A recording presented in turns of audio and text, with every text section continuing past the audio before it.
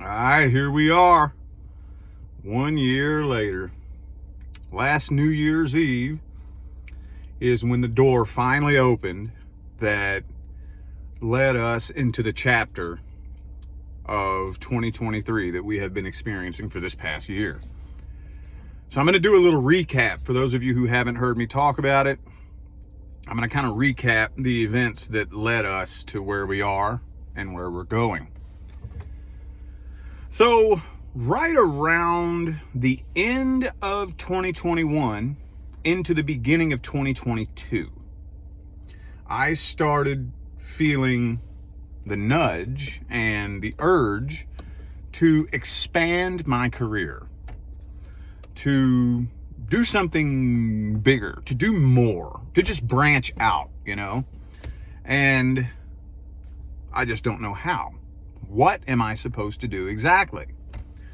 And now I'm finally being put in a position that I am now going to have to practice what I'm teaching all of my clients who ask me that question. So I had to do the same thing I tell everybody else to do.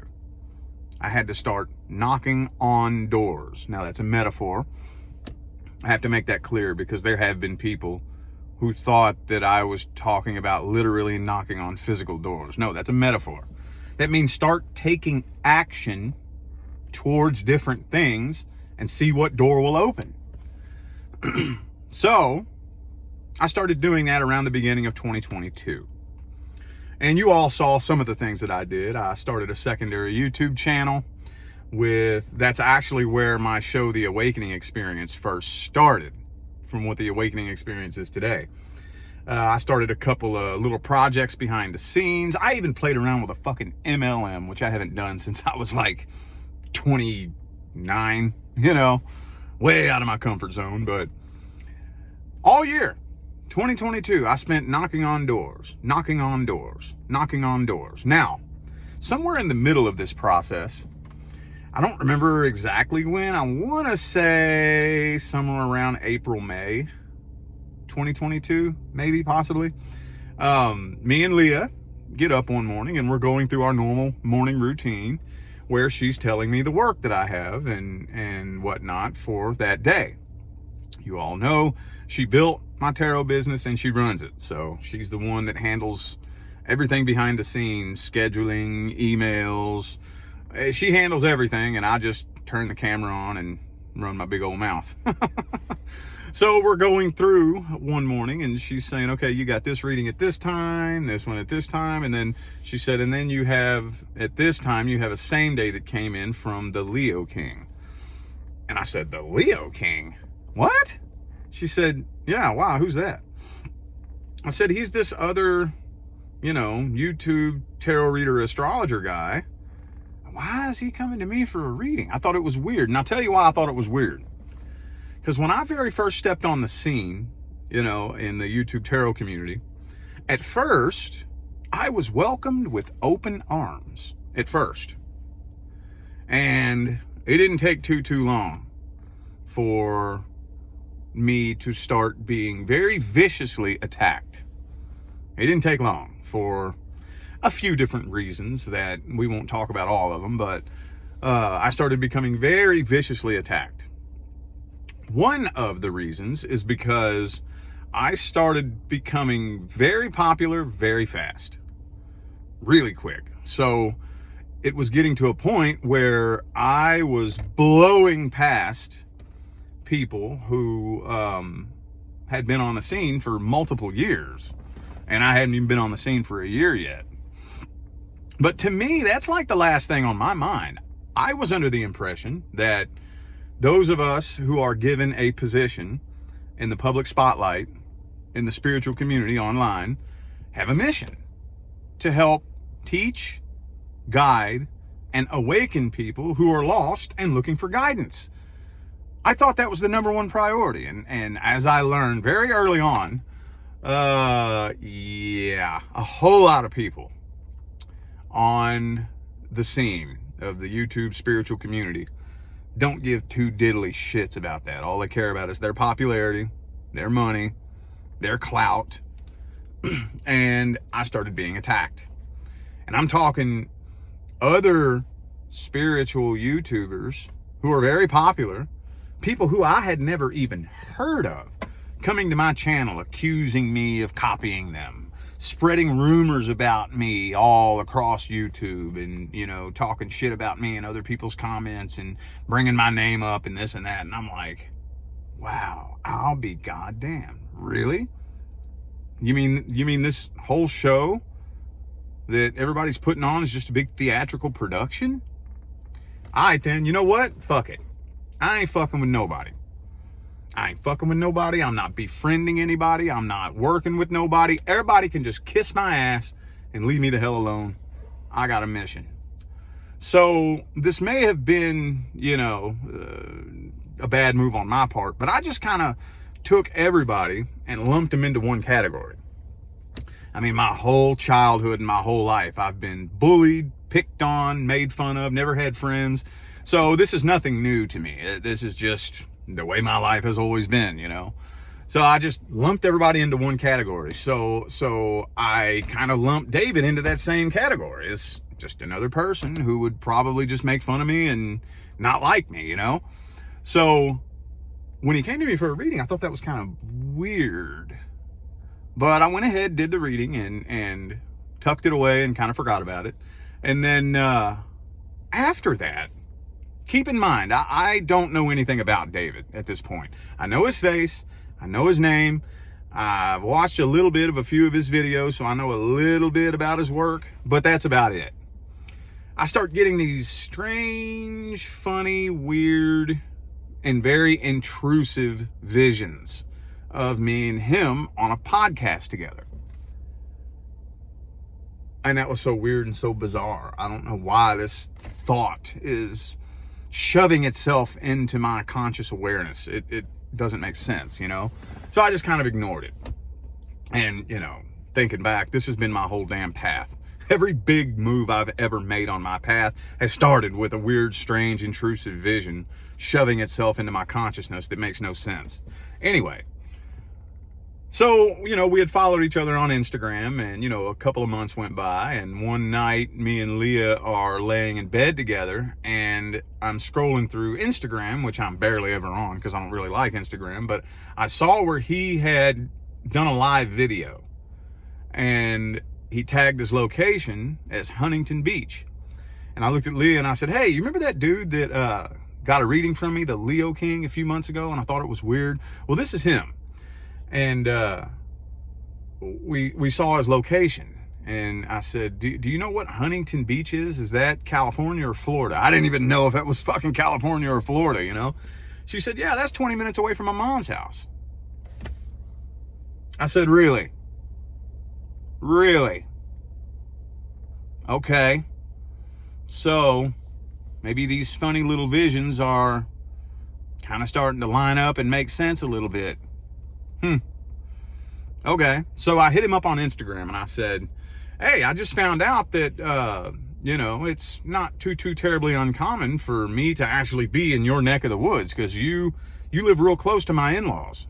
So can we exchange numbers and maybe I'll hit you up sometime? He said, sure. So we exchanged numbers and then poof, that was it. Didn't hear from him. I'm thinking in my mind, if we end up going and visiting her family for the holidays, I'm gonna hit him up. We have no plans. We don't know what we're doing for the holidays that year. Sure enough, a split second, last minute decision, we agreed to come here to Southern California to celebrate Christmas. And so I hit him up. I said, yo, you wanna link up and connect? I'm gonna be in your neck of the woods over the holidays. He said, yeah, sure. So that's where, you know, we met up and hung out at his TV studio, which, again, I knew nothing about. I didn't know anything about High Vibe TV, didn't know nothing about nothing. And that's when he invited me to speak at his New Year's Eve event. I ain't never fucking spoke before. I've never stood up in front of an audience and given a speech, you know, but I went ahead and agreed to it. And then 1 year ago today, at the very end of 2022. Now, when I say the end of 2022, I'm talking 11 p.m. New Year's Eve night. That's when I approached David and I said, yo, would you be interested in working together or collaborating? Because we are looking to move when our lease is up in April, and fuck, we'll just move here if you want to work together. He said, sure, absolutely. Bam. The door popped open. And I told Leah, get ready. 2023 is probably going to suck. I don't really think she believed me.